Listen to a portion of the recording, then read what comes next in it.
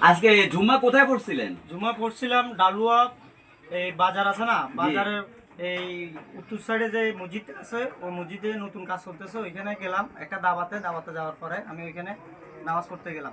আচ্ছা ভাই, আপনার কি মনে আছে আজকে কি সাবজেক্ট নিয়ে হুজুরে ওয়াজ করছিল? আসলে হুজুরা আজকে সুদের, ঘুষের এগুলো নিয়ে একটু আলোচনা করছিল। আলোচনা করার পরে ওইখানে কিছু মুসল্লি ছিল, ওই মুসল্লিরা তাদের মাথায় কি ঢুকছে জানি না, তাদের হুজুরে যখন সুদের বিষয় নিয়ে আলোচনা করতেছে, ওইখানে আপনার এই মুসল্লিগুলো দাঁড়ায় গেছে। কেন দাঁড়াইছে, কি আসল বিষয় সেটা বুঝি নাই। কয়জন দাঁড়াইছিল? 5 জন দাঁড়াইছিল। 5 জন দাঁড়াইছিল। 5 জন, প্রায় 100 জনের ভিতরে 5 জন দাঁড়াইছে। 5 জনের ভিতরে আপনার এই 5 জনকে ওই মুসল্লিগুলা আবার অ্যাটাক করছে, বলছে যে কি আপনারা এসব বিষয় হুজুরের সাথে আলোচনা করিয়েন না। হুজুরের সাথে সাথে সঙ্গে সঙ্গে বলতেছে কি আমি দরকার প্রয়োজন এখানে খুদ্া ফরাবো না। চিন্তা করছেন আমরা কোন দেশে বসবাস করি, যে দেশে 92% মুসলমানের দেশ, জুম্মাবারে হুজুরে খুতবা বয়ান করতেছে।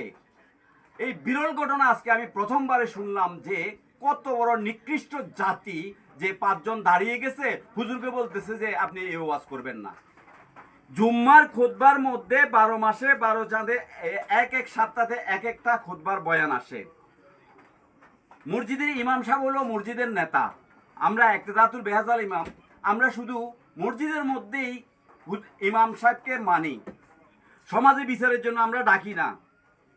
আমাদের দুর্ভাগ্য আমরা এমন দেশে বাস করি, কারণ মাতবরেরাই যারা ঘুষ খায়, যারা 5 ওয়াক্ত নামাজ পড়ে না, এদের কাছে সমাজ জিম্মি হয়ে গেছে আজকে। আর যদি জিম্মি না হইতো তাহলে 5 জন কিভাবে দাঁড়ায়? হুজুরকে বলতেছে এই ওয়াজ করবেন না, হুজুরকে বলতেছে এই ওয়াজ করবেন না। কত জঘন্য নিকৃষ্ট মনের মানুষেরা। এরা মুসলমানের ধর্ম সম্বন্ধে কি জানে? এরা কি ধরনের মুসলমান? এরা শুকুরি মুসলমান নির্ঘাত, এরা 5 ওয়াক্ত নামাজ পড়ে না, এরা শুকুরি মুসলমান। ধন্যবাদ সবাইকে। ভিডিওটা ভালো লাগলে লাইক কমেন্ট শেয়ার দিয়ে পাশে থাকবেন। ভাই কিছু বলেন। আসলে আজকে আবুল হোসেন বা জব্বরভাই যে কথাগুলো বলছে, আমরা সবাই ইনশাল্লাহ সামনে যুব সমাজের সবচেয়ে প্রচেষ্টা থাকতে হবে যে এই কাজগুলা সমাজে আর করা যাবে না। এই পর্যন্ত বিগত সালে যারা করছে, আল্লাহ পাকে তাদেরকে হেদায়েত দান করুক।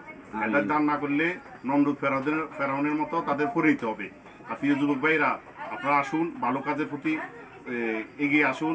সবাই আপনাদের উপরে এই দেশ 18-20 কোটি মানুষ অপেক্ষা করতেছে, ভালো কাজের দিকে তাকাই আছে। প্রিয় ভাইরা, প্রতিবাদ করতে শুরু করুন।